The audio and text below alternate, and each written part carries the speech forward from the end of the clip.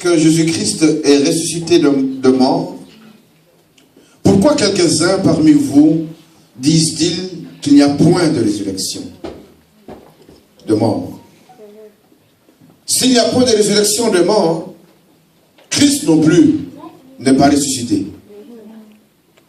Et si Christ n'est pas ressuscité, notre prédication est donc vaine. Et notre foi aussi est vaine. Il se trouve même que nous sommes de faux témoins à l'égard de Dieu, puisque nous avons témoigné contre Dieu qu'il a ressuscité Christ, tandis qu'il n'aurait pas ressuscité. Si le mort ne ressuscite point, car si le mort ne ressuscite point, Christ non plus n'est pas ressuscité. Et si Christ n'est pas ressuscité, notre foi est vaine. Vous êtes encore dans vos péchés. Et par conséquent, aussi, ceux qui sont morts en Christ sont perdus. Si c'est dans cette vie seulement que nous espérons en Christ, nous sommes les plus malheureux de tous les hommes. Verset 20. Mais maintenant, Christ est ressuscité des morts. Amen. Ah, j'attendais un amen. Amen. Mais maintenant, Christ est ressuscité des morts. Amen. Il est les premiers plutôt de ceux qui sont morts. Amen. Car, puisque la mort est venue par un homme, c'est aussi par un homme qu'est venue la résurrection des morts. Amen. Et comme tous meurent en Adam, de même aussi tous revivront en Christ. Amen. Mais chacun en son rang. Christ comme prémisse, puis ceux qui appartiennent à Christ lors de son avènement. Ensuite viendra la fin, quand il remettra le royaume à celui qui est Dieu et Père, après avoir réduit à l'impuissance toute domination, toute autorité et toute puissance. Car il faut qu'il règne jusqu'à ce qu'il ait mis tous ses ennemis. Amen. Je vois que vous suivez. Car il faut qu'il règne jusqu'à ce qu'il ait mis tous ses ennemis sous ses pieds. Le dernier ennemi qui sera réduit à l'impuissance, c'est la mort. Amen. Dieu, en effet, a tout mis sous ses pieds. Mais lorsqu'il dit que tout lui a été soumis, il est évident que celui qui a soumis toutes choses est exempté. Et lorsque toutes choses lui auront été mises, alors alors le Fils lui-même sera soumis à celui qui a soumis toutes choses, afin que Dieu soit tout en tous. Amen. Un jour de joie, un jour de victoire, un jour de délivrance, un jour où tu m'as donné une identité nouvelle, un jour où tu as pris victoire sur la mort. Viens Seigneur, parle à ton peuple. Nous voulons t'entendre et nous réjouir pour l'identité nouvelle que tu nous as donnée, notre Dieu. Seigneur, viens, parle, enseigne. Donne-nous des instructions qui viennent de toi, Seigneur, notre Dieu. Nous voulons entendre ta voix. Seigneur, murmure quelque chose dans les cœurs incrédules. Murmure une parole dans ceux qui ne te connaissent pas, Seigneur. Mais parle et révèle-toi que tu es celui qui a été à la croix et qui a pris ma place. Que tu es celui qui a été dans le séjour de mort. Et la mort n'a pas eu droit et raison sur toi. La terre t'a vomi, Seigneur, parce que tu es Dieu. Je recommande ce temps en tes mains, notre Dieu. Viens, parle. Cher Saint-Esprit, toi, l'enseignant parfait, enseigne le peuple de Dieu. Je me fasse, Seigneur, que toi, tu prennes ta place. Que ta parole, Seigneur, vienne. Qu'elle change, qu'elle transforme, qu'elle rassure, qu'elle encourage, qu'elle fortifie et qu'elle révèle la vérité qui vient de toi. Que ta gloire, Seigneur, soit élevée en ces lieux et que toi seul tu sois glorifié. Au nom de Jésus-Christ. Au nom de Jésus-Christ. de joie, un jour de fête, un jour où nous avons la raison de nous dire que nous sommes des chrétiens. Voilà pourquoi j'ai titré cet enseignement « La résurrection du Christ, fondement de notre identité chrétienne ». La résurrection du Christ, c'est le fondement de notre identité chrétienne. Nous ne serons pas appelés chrétiens si Christ n'était pas monté à la croix. Nous ne serons pas appelés chrétiens si il n'était pas enseveli, mais surtout s'il n'était pas ressuscité. C'est le grand jour de fête que nous, chrétiens, nous devons célébrer, danser, chanter, glorifier le Seigneur et crier partout à tout celui qui veut nous entendre que Christ est Seigneur. Un grand enseignement que l'apôtre Paul nous donne, c'est pratiquement le centre du message dans la parole de Dieu, la résurrection du Christ. Et Paul vient pour rassurer tous ceux qui ont des doutes, qui hésitent sur le phénomène de la résurrection. En fait, Paul écrit la lettre à l'église de Corinthe, une église que lui, il a formée, une église qu'il a créée, mais il entend des choses. Qu'à l'église de Corinthe, il y a des situations qui se passent, que les Corinthiens sont en train de douter, d'hésiter sur la résurrection.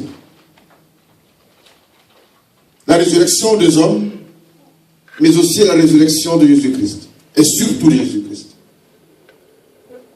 Alors Paul écrit cette lettre en se posant la question de savoir qu'est-ce qui se passe à Corinthe. Il dit, moi je vous ai enseigné. Moi je vous ai apporté la parole.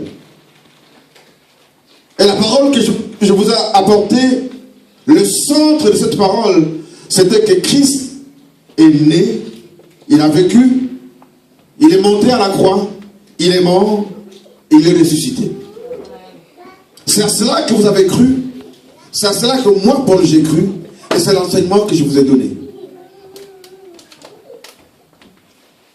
Mais qu'est-ce qui se passe?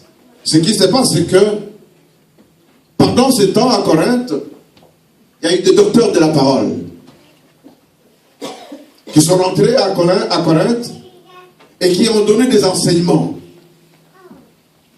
Et selon ces enseignements, ils ont convaincu les chrétiens de Corinthe qu'il n'y a pas de résurrection de l'homme. Il n'y a pas de résurrection corporelle. Et ils sont partis jusqu'à leur dire qu'ils hésitent même sur la résurrection de Jésus-Christ. Voilà pourquoi Paul s'est levé pour combattre cet enseignement, pour aller à l'encontre de cet enseignement qui se propageait à Corinthe et qui touchait la foi et la croyance de chrétiens corinthiens, pour leur dire que Christ est bel et bien mort, mais il est bel et bien ressuscité. Paul leur dit, retenez ce que moi, Paul, je vous ai dit. Retenez la parole que je vous ai enseignée. N'allez pas en dehors de cela. La résurrection corporelle, elle est bel et bien vraie. Et croyez en cela. La première grande vérité dans cet enseignement, c'est que Christ est mort à cause de nos péchés. Amen. Amen. Est-ce qu'on peut lire notre chapitre, mais au verset 3? Christ est mort à cause de nos péchés. Quelqu'un d'autre prépare Ésaïe 53, du verset 5 au verset 10. 1 Corinthiens 15, 3. 1 Corinthiens 15, 3. Nous lisons le Jésus-Christ. Je vous ai enseigné avant tout. C'est Paul qui dit ça à l'église de Corinthe. Je vous ai enseigné avant tout, comme je l'avais aussi que Christ est mort pour nos péchés selon les Écritures. Selon les Écritures. Ce n'est pas moi, Paul, qui invente. Moi, je l'ai appris. J'ai eu la révélation. Et je suis venu vous enseigner le même enseignement que moi, j'ai reçu. Et je vous dis, croyez en cela. Que Christ est mort pour nos péchés. Selon les Écritures. Ésaïe 53, 5. 53, verset 5. Méprisé et abandonné des hommes. Alléluia. Ça c'est un hymne. Homme de douleur et habitué à la souffrance. Amen. Semblable à celui dont on détourne le visage. Nous l'avons dédaigné, nous n'avons fait de lui en 15 cas. Cependant, ce sont nos souffrances qu'il a portées. Amen. C'est de nos douleurs qu'il s'est chargé. Alléluia. Et nous l'avons considéré comme puni, frappé de Dieu et humilié. Mais il était blessé pour nos péchés. Pour nos péchés. Brisé pour nos iniquités. Pour nos iniquités. Le châtiment qui nous donne la paix est tombé sur nous. Est tombé sur. Est-ce qu'on peut acclamer la parole de Dieu? Bien-aimé, toi et moi, nous n'avions pas raison d'être chrétiens. Toi et moi, nous ne pouvons même pas nous approcher de Dieu. Toi et moi, nous ne pouvons pas être appelés enfants de Dieu. Mais le Père nous aimant tellement, il a cherché quelqu'un qui pouvait payer le prix. Et la parole dit, au ciel il a crié, qui enverrai-je? Il y en a un seul qui s'est levé. Son nom c'est Emmanuel. Il a dit, Père, me voici, envoie-moi. Et il est venu comme un homme, et vous l'avez vu. Paul dit ça aux Corinthiens. C'est de nos péchés qu'il a pris. Il est parti à la croix à cause de nos péchés. La punition, le blâme qui devait tomber sur nous, la sanction qui devait tomber sur nous, c'est lui qui a pris cela. On l'a considéré comme sans valeur. Et il est parti comme une brebis qu'on devait tondre. On l'a abattu à cause de toi et moi. Alors Paul est comme un peu énervé quand il comprend, quand il entend qu'à Corinthe, les gens hésitent sur la résurrection, sur la vie de Jésus-Christ. Il dit, mais c'est lui qui nous a sauvés, les Corinthiens. C'est lui qui a fait de moi, Paul, apôtre. C'est lui qui a porté nos péchés. Et non seulement il est parti à la croix, mais il est ressuscité. Le psalmiste le dit dans le psaume 16, de 9 à 10. Est-ce qu'on peut lire ça, s'il vous plaît?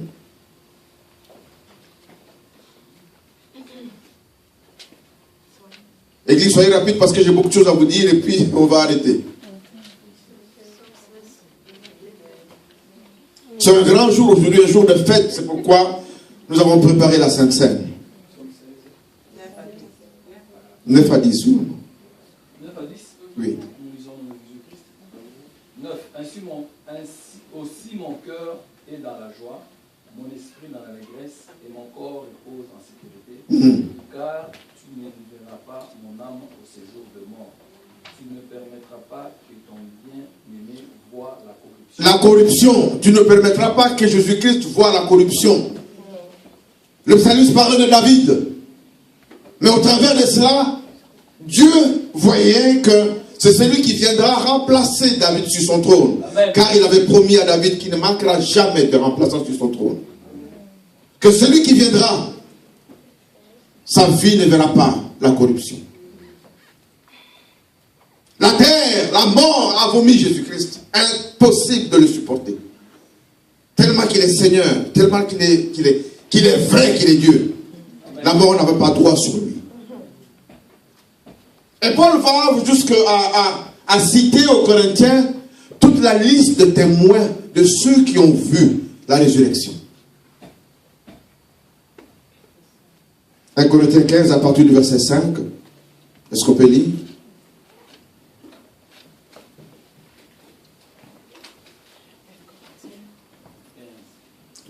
Corinthiens 15, notre texte de base à partir du verset 5 jusqu'au verset 11. La liste de tous ceux qui ont vu, qui ont vécu la résurrection.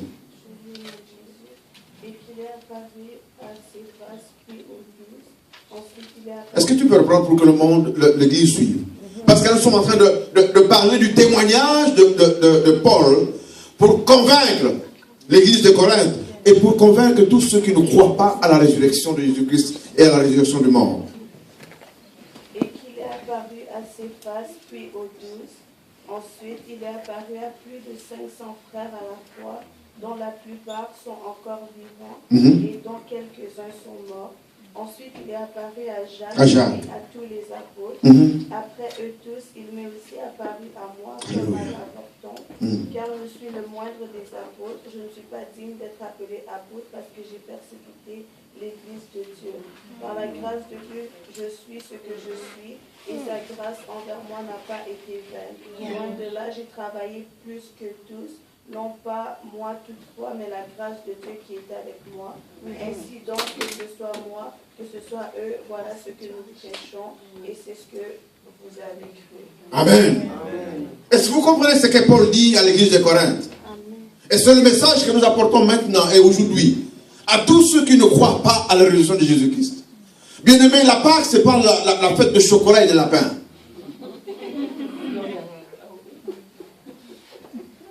La Pâque, ce n'est pas aller faire des dépenses dans le magasin pour acheter les chocolats.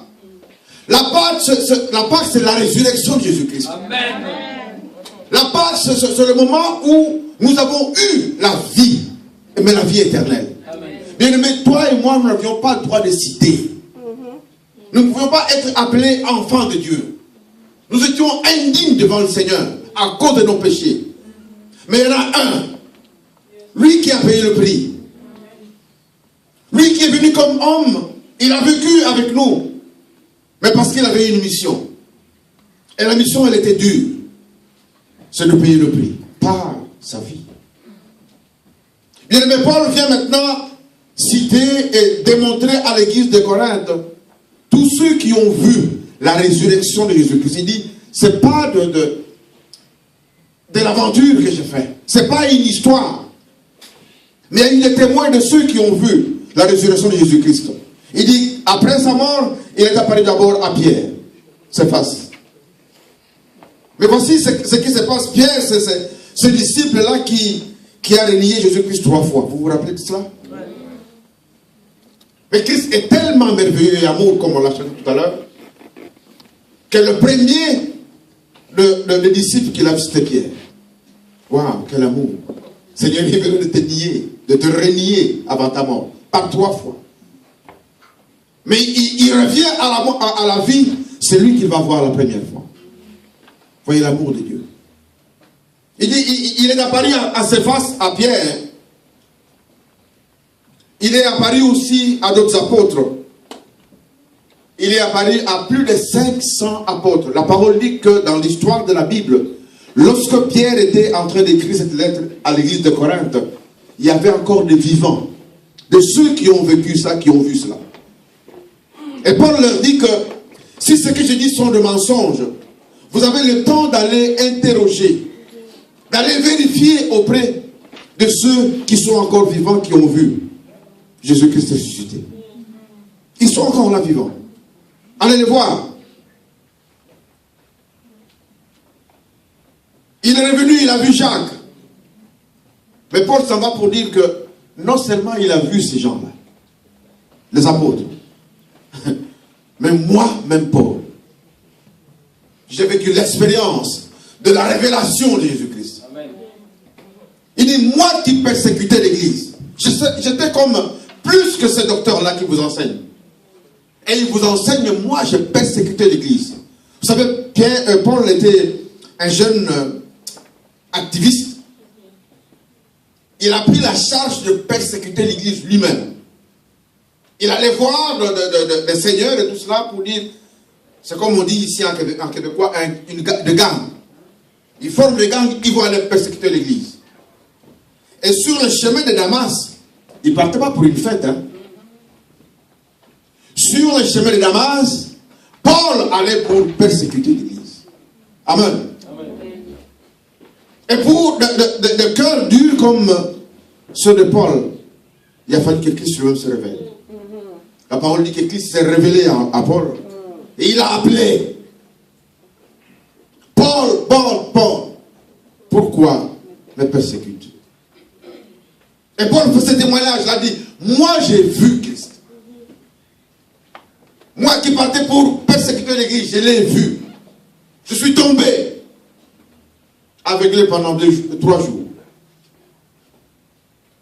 Et maintenant, je viens pour annoncer la bonne nouvelle. Il dit, je suis l'avorton de tous les apôtres. Je n'ai même pas le droit de m'appeler moi apôtre. Parce que je n'ai aucune valeur. Mais Christ m'a donné la valeur.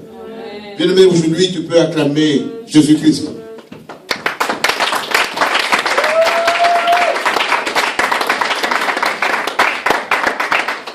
Aujourd'hui, tu peux dire merci au Seigneur. Parce qu'il t'a donné une identité nouvelle. Maintenant, tu as ta carte d'identité où c'est écrit fils ou fille de Dieu. À cause de la croix. Sur le chemin de Damas, moi j'ai eu cette révélation que Christ est ressuscité parce que je l'ai vu et j'ai vécu cela. Et Paul confirme pour dire que la résurrection, elle est vraie. Moi, je suis la preuve que Christ est mort, je l'ai vu. Il est ressuscité. Bien aimé, la résurrection, c'est pas une histoire qu'on raconte. La résurrection montre la divinité et la puissance de Jésus-Christ. La résurrection montre la démarcation comme quand on parle de l'horizon qui montre la séparation entre le ciel et la terre.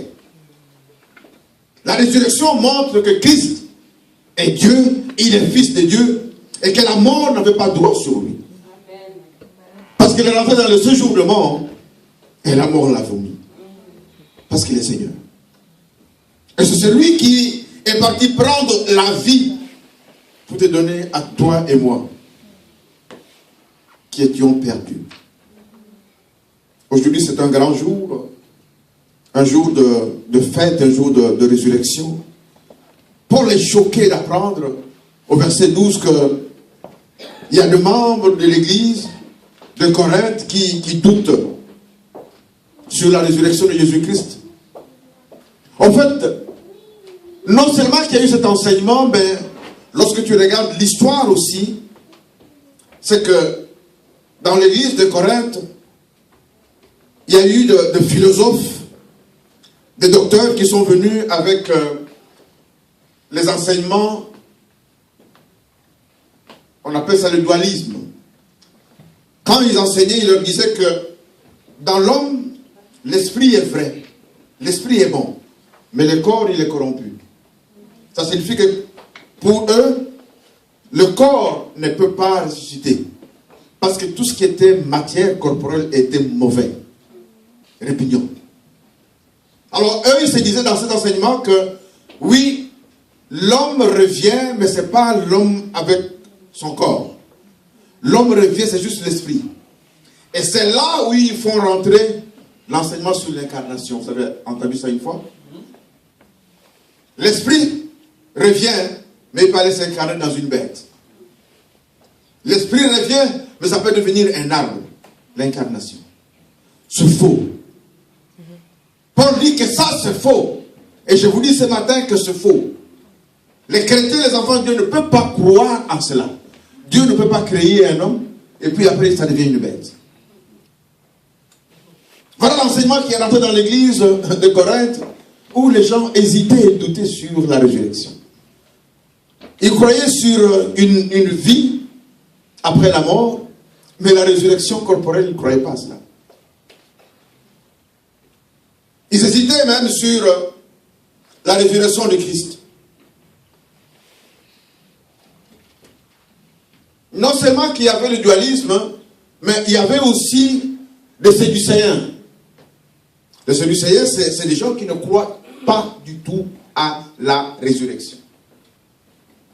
Et cet enseignement est rentré aussi dans l'église de Corinthe, qui a fait que cette église était bouleversée. Aujourd'hui encore, ce matin, comme on se parle, il y a de ceux qui prennent des chrétiens comme des aventuriers. Quand ils disent de Pâques, c'est pourquoi Pâques a eu la coloration de chocolat et de lapin. Pâques, ce n'est pas chocolat Pâques, ce n'est pas la mort. Pâques, c'est la résurrection de Christ. Pâques, c'est la vie sur la mort. Pâques, c'est l'identité nouvelle.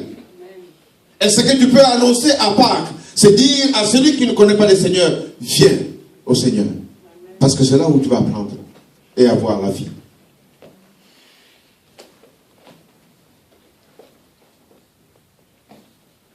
Dans l'Ancien Testament, on enseignait déjà la résurrection. Est-ce qu'on peut lire dans Job 19, 26? Ce n'est pas un enseignement de Nouveau Testament. Même dans l'Ancien temps. Job 19, 26. Job 19, 26, je lis en Jésus, quand ma peau sera détruite, il se lèvera, quand je n'aurai plus de chair, je verrai. Ça c'est Job qui dit. Il dit, quand ma peau sera détruite, je me lèverai. Il parle de qui? De son âme. Ma peau sera détruite, mais je me lèverai. Il est rassuré déjà d'une résurrection. Psaume 16, de 8 à 11. Quelqu'un d'autre prépare Daniel 12, verset 2. Psaume 16, de 8 à 11.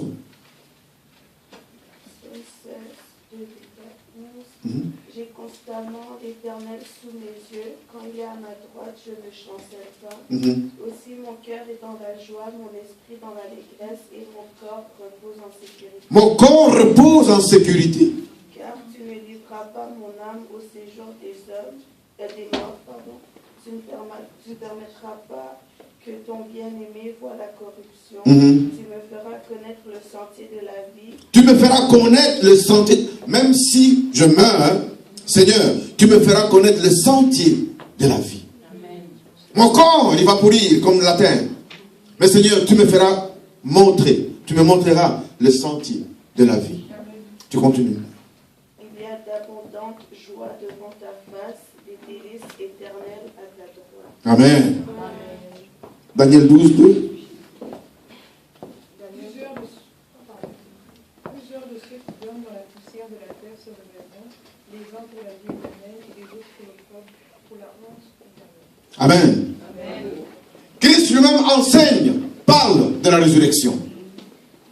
Dans la résurrection, ce n'est pas une histoire qu'on raconte, mais c'est une réalité. Est-ce qu'on peut lire dans Jean 6, 44?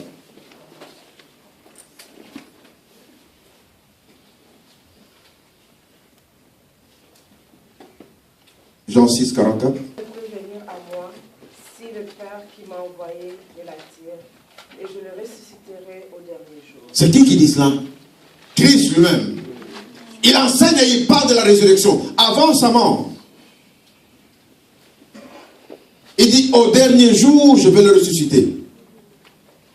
Et nul ne peut aller au Père s'il ne passe par moi. Jean 11, 25.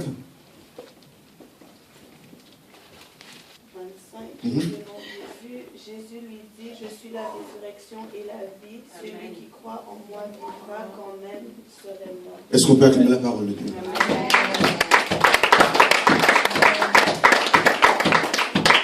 C'est la mort de Lazare. Quand sa soeur est venue pour voir, qu'est-ce qu'il dit? Mais si tu étais là, mon frère ne serait pas mort.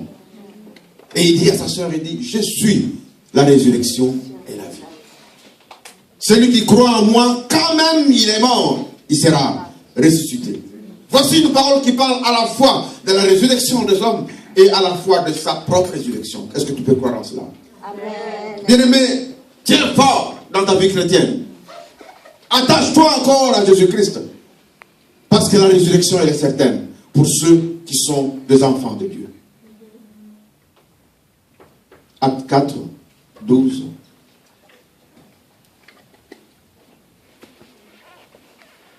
Il n'y a de salut en aucun autre, car il n'y a sous le ciel aucun autre nom qui ait été donné parmi les hommes par lesquels nous devions être sauvés. Il n'y a aucun autre nom. Amen. Le seul nom que nous fêtons aujourd'hui, le seul nom que nous célébrons aujourd'hui, c'est le nom de Jésus-Christ. Il dit, c'est par ce nom-là que toi et moi nous serons sauvés. Sous la terre, sur la terre, dans la mer, dans les enfers, même dans la forêt, le jour comme la nuit, il n'y a pas un autre nom qui a été donné. Le seul nom qui sauve, c'est le nom de Jésus-Christ. Bien-aimés, nous venons aujourd'hui célébrer notre victoire et notre résurrection. Amen. Nous venons aujourd'hui déclarer que nous sommes des enfants de Dieu. Un grand jour, un jour de fête, un jour où toi et moi, nous avons eu une identité nouvelle d'être appelés des chrétiens. Avant sa mort, je vais enseigner cela. Est-ce qu'on peut lire dans Jean 5, de 28 à 29? Je vous donne tous ces versets-là pour avoir l'assurance de la résurrection. Que le monde ne vous corrompt pas. Jean 5, de 28 à 29. Jean 5, 28 à 29. Ne vous étonnez pas de cela, car l'heure vient où tous ceux qui sont dans le sépulcre entendront sa voix et en sortiront. Ceux qui auront fait le bien résisteront pour la vie, mais ceux qui auront fait le mal résisteront pour le jugement. Christ parle de cela. Il dit le jour est venu où ceux qui seront dans le sépulcre entendront sa voix. Oh bien-aimé, même si tu meurs aujourd'hui, sache une seule chose, que tu as l'assurance de la vie éternelle. Amen. Parce que celui en qui tu as cru, il te donne la vie éternelle. Et le jour vient où lui viendra pour te prendre afin que tu puisses vivre la félicité avec lui. Jean 6, 44.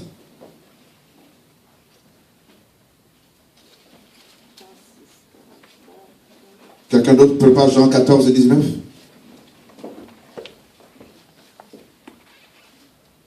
Jean 6, 44. Nul ne peut venir à moi si le Père qui m'a envoyé me l'attire, et je le ressusciterai au dernier jour. Jean 14, 19. Encore un peu de temps, le monde ne me verra plus. Mais vous me verrez car je vis et vous vivrez aussi. Est-ce que tu peux reprendre ça, ma soeur? Christ dit encore un peu de temps, le monde ne me verra plus. Ça signifie que ceux qui ne sont pas à moi, ils ne me verront plus. Comme aujourd'hui, ceux qui ne sont pas dans le Seigneur ne le connaissent pas et ne savent pas où il est, qu'est-ce qu'il a fait. Mais il rassure, ces chrétiens, il dit, mais vous me verrez. Pourquoi? Parce que nous vivrons la félicité avec vous. Amen. Chrétien, tu es dans la joie aujourd'hui. De savoir que tu vis aujourd'hui et demain tu vivras encore. Mais tant et aussi longtemps que tu restes attaché à Christ. Tant et aussi longtemps que tu gardes l'alliance. Tant et aussi longtemps que tu respectes le commandement de Dieu. Tant et aussi longtemps que tu restes dans ce mariage où il y a l'époux et l'épouse. Parce qu'un jour, l'époux viendra pour chercher son église. Les apôtres